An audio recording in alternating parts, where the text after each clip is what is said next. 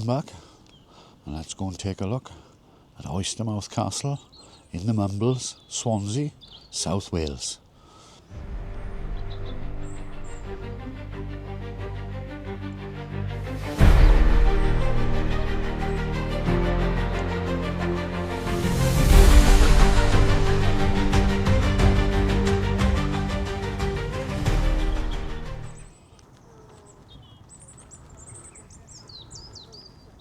Today we're heading to one of the most picturesque ruins in South Wales, Oystermouth Castle, nestled above the charming seaside village of the Mumbles.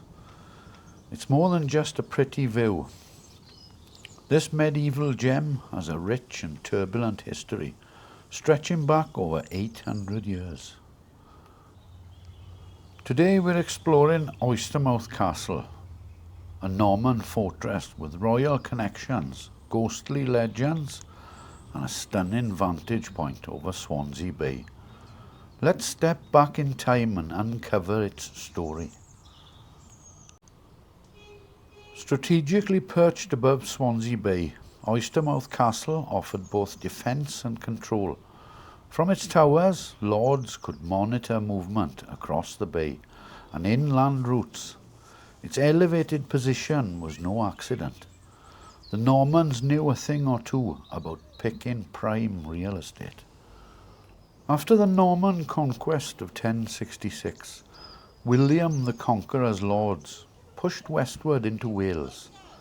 The Gower Peninsula, once part of Welsh kingdom of Deheubarth, was seized and given to Norman lords. Oystermouth was one of several castles built to secure their hold.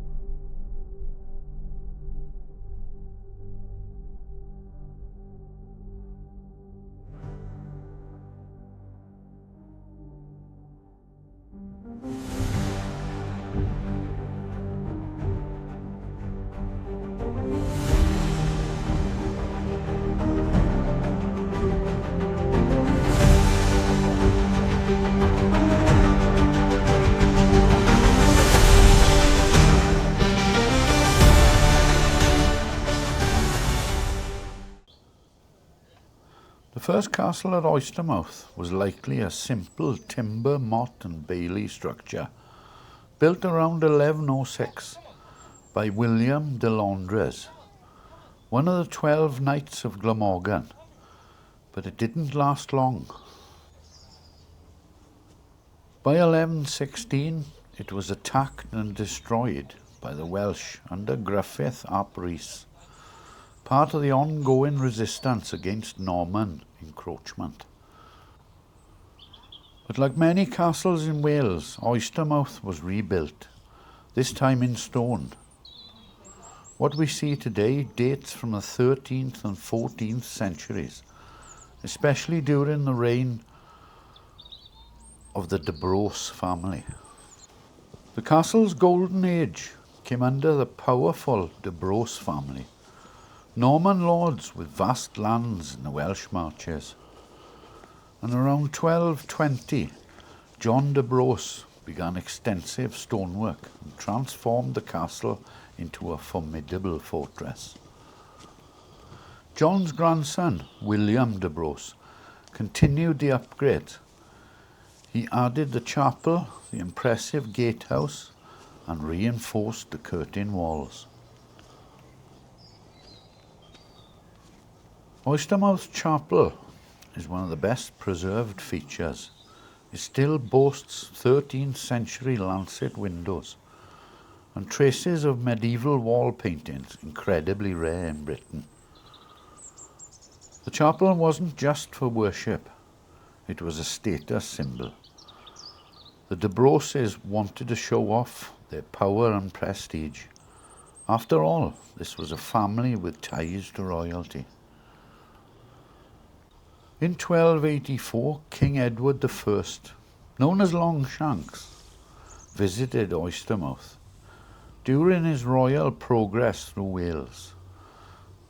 The castle had to be fit for a king, and it's believed upgrades were made to impress him. Imagine the feasts and fanfare that would have greeted Edward here. This wasn't just a military outpost. It was a lavish home for the elite nobility.